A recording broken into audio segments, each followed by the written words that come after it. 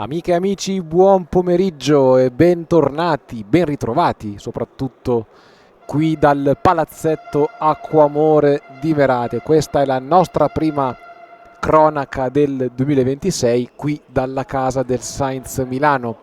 Numero 15 Giuseppe Ruggiero, tanto vediamo Mazzariol che va via sulla sinistra, attenzione Mazzariol che va a sbattere su Solosi che poi esulta per la parata, siamo sempre sullo 0-0. Vediamo la palla, attenzione, messa in mezzo e Coman sul secondo palo non si aspettava.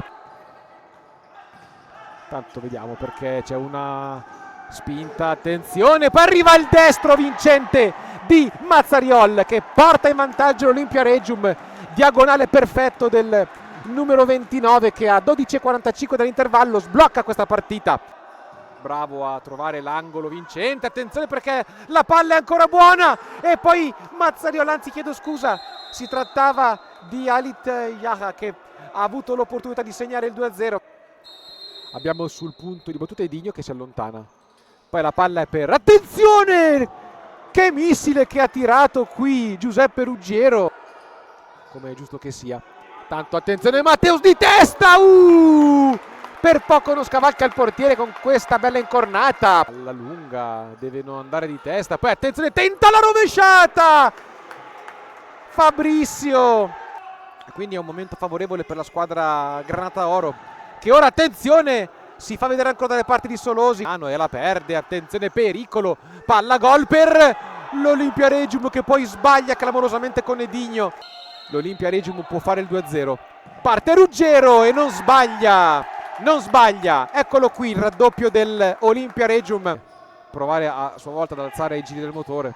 Vediamo intanto questa bellissima triangolazione, arriva il gol di Marazzi a 0,58 dall'intervallo, di mezzo allo score il Sainz Milano con questa bellissima rete di Cristian Marazzi.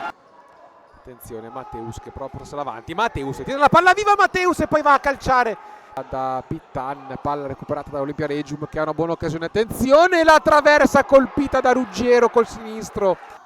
Sampaio, palla che in lungolina verso Matteus che la tiene viva, Matteus poi ne ha 3 addosso quindi deve aspettare i compagni, la fa scorrere per Milani che da posizione difficile va col sinistro sul piede, ma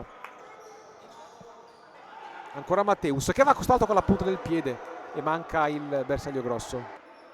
8,52, i secondi passano ma c'è ancora tanto calcio da vedere in questo momento. Vediamo l'apertura per Riccardo Milani che fa il 2-2 sull'assist di Pittan, arriva la fiammata di Riccardo che la incrocia sul secondo palo e stampa il gol del 2-2. Solosi in lungolina per Marazzi, al centro per Sampaio, Sampaio pensa al tiro, l'effettua, paratissima di Piccioni, meno frizzante di altre che abbiamo visto ma sicuramente ben giocata da entrambe le squadre. Attenzione perché Sampaio era pronto a calciare in porta ed Edinho gli ha tolto la sfera dal destro. Ora Edinho va via, Edinho con un gran numero, la palla in mezzo, attenzione, arriva il gol del 3-2 dell'Olimpia Regium, ripartenza spaziale degli emiliani, la combinazione fra Edinho e Mazzariol e poi arriva la rete del capitano dell'Olimpia Regium che va a prendersi l'abbraccio dei compagni. Riccardo Milani che fa l'ultimo uomo, palla verso Matteus che si gira e tira e poi arriva. Siamo entrati nell'ultimo minuto di partita con Coman che ha la palla tra i piedi, Riccardo Milani che pensa al tiro da lontano, lo trova ancora Piccioni, Marazzi va al tiro e Piccioni cosa ha parato, bravissimo davvero, si è allungato 3 secondi alla fine di questa partita. Ancora Riccardo Milani, ancora Piccioni, mamma mia.